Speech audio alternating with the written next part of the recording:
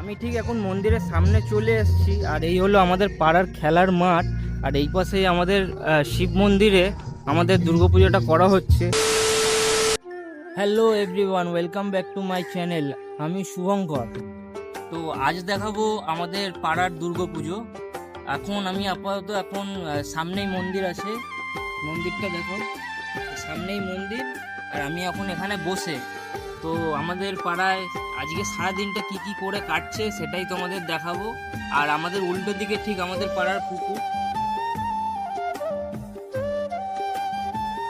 আর এখানে বসে আছি। আর ওইখানেও অনেকজন বসে আছে, সব বন্ধুরা ওইখানে।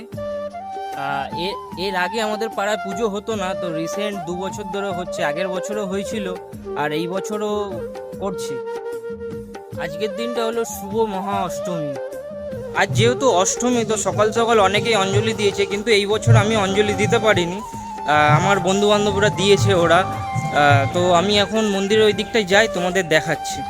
আর আমি ঠিক এখন মন্দিরের কাছে চলে এসেছি। আর এখানে মন্দিরের কাছে এসে দেখছি এখানে ঋত্বিক ভাই এখানে ভোলেকে প্রসাদ খাওয়াচ্ছে।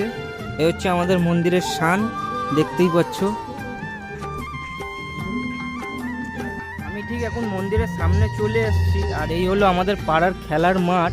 আর এই পাশেই আমাদের শিব মন্দিরে আমাদের দুর্গাপুজোটা করা হচ্ছে। আর এই দিকে ঠিক পূজাদি বসে, এই পাশে ধর্মিন্দর দা বসে আছে, এখানে শিবেশ কাকা, শিউ এবং তার সাথে দাদুও সাইডে বসে। আর আমি ভেতরে যাই, তোমাদের দেখাই। আর এইদিকে হলো সুনীল, ওইদিকে পিয়ালি।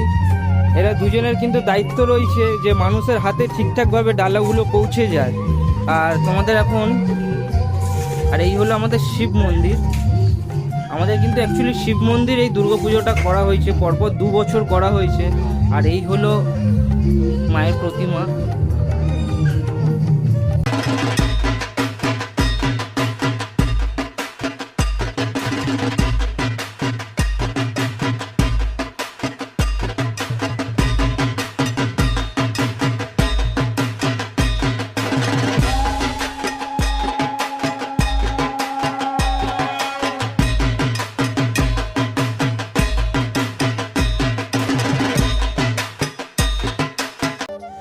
এইদিকে এখন ঠিক মন্দিরের পাশে এখানে সব ভাইয়েরা, মন্দির কমিটির ছেলেপুলেরা এখানে সবাই বসে আড্ডা দিচ্ছে।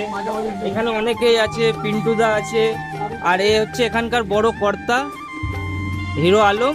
আর এটা ওর নাম হচ্ছে কুচে বিহারি। আর ওই পাশে আকাশ ভাই বসে, ওই পাশে বুটু ভাই বসে। আর এই যে, হ্যাঁ বলে দে, আর একটু ভালো করে বলে দে। সাবস্ক্রাইব করবে, লাইক শেয়ার কমেন্ট অবশ্যই করবে। হ্যাঁ, আর পাশে রঞ্জন ভাই গেমে ব্যস্ত। আর এই হলো অমিত ভাই।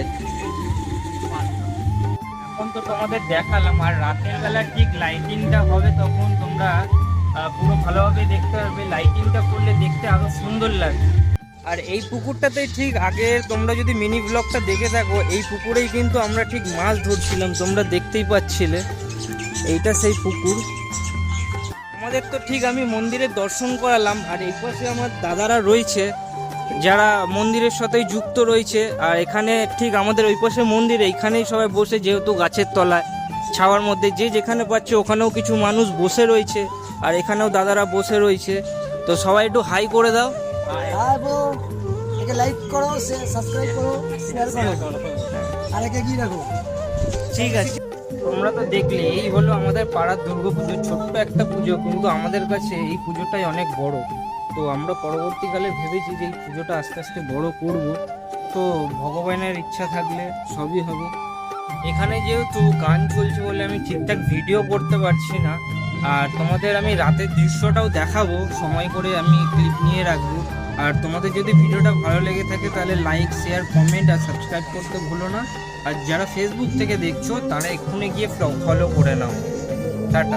আর ঠিক তোমাদের বলেছিলাম যে সন্ধেবেলার লাইটিংয়ের ইয়েটা দেখাবো।